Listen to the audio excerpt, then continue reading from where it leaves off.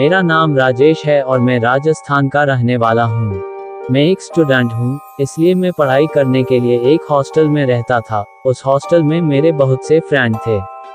दिवाली का टाइम आने वाला था। मेरे सभी फ्रेंड्स घर जा रहे थे क्योंकि वो सभी दूसरे स्टेट्स के थे, इसलिए वो जल्दी चले गए। मेरे इक्का दुक्का फ्रेंड ही हॉस्टल में बचे थे, जो भी थोड़े दिनों में जाने वाले थे। मेरा घर चूंकि शहर के पास ही एक गांव में था और मैं बीमार भी पड़ गया था पहले, जिस कारण से मेरी बहुत सी स्टडी भी बर्बाद हो गई थी। तो मैंने हॉस्टल में ही रहने का निश्चय किया था ताकि मैं अपनी छूटी हुई स्टडी को पूरा कर सकूं। मेरे घर वालों ने भी मुझे मंजूरी दे दी वहीं रुकने की। जो मेरे बचे हुए दोस्त थे अब वे भी अपने घर चले गए। हॉस्टल में बचा तो मैं और मेरा वार्डन। दिवाली की रात आने वाली थी तो मेरा वार्डन भी मुझे चाबी देके अपने घर चला गया। अब हॉस्टल में केवल मैं ही बचा था।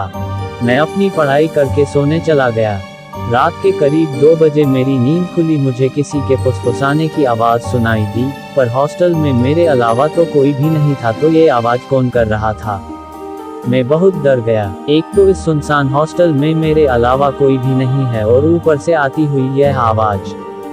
मेरे शरीर में कपकपी उठ गई और मैं कांपने लगा। उस वक्त मेरा चुप रहना ही सही था क्योंकि बाहर कौन है यह मैं नहीं जानता था। मैं सोने की कोशिश करने लगा कि तभी मेरे दरवाजे पर हल्की सी खटखटाने की आवाज़ आई। मारे डर के मेरे पसीने छूट रहे थे। आवाज़ थोड़ी देर तक हुए, फिर घोर चुप्पी छा गई। घोर सन्नाटा हो गया पूरे हॉस्टल में। पर उस समय मुझसे पूछो कि डर क्या होता है। रात अभी बाकी थी। मैं खुद को मन ही मन ये बोल रहा था कि और रुको, यहाँ घर चले जाते तो क्या बिगड़ जाता, नहीं पर साहब को तो पढ़ना है, बड़े आइंस्टीन बनेंगे। अब भुगतो। यही सोच रहा था कि एकदम से माहौल में फिर से वही डर छा गया। मेरे कमरे के बाहर किसी के चलने की आवाज़ें आ रही थी। थोड़ी देर बाद आवाज़ बंद हो गई कि तभी दरवाजे को जोर जोर से उसने पीटा। थोड़ी देर बाद उसने मेरा नाम पुकारा, राजेश। बस ये काफी था एक हार्ट अटैक के लिए। उसको मेरा नाम कैसे पता चला? बाहर तो आओ, दरवाजा खोलो, मुझे अंदर नहीं बुलाओगे? वह आवाज किसी इंसान की तो नहीं हो सकती थी।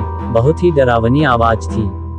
मैंने दरवाजा नहीं खोला। अब वो चिल्ला के बोली, दरवाजा खोल, नहीं तो राजेश दरवाजा खोल। वो अब बहुत गुस्से में थी। मैं मन ही मन हनुमान चालीसा पढ़ने लगा। मैं रात भर नहीं सोया, हनुमान चालीसा का पाठ करता रहा। दरवाजे पर खुरचने की आवाजें आती रही। जैसे तैसे करके मैंने रात काट ली।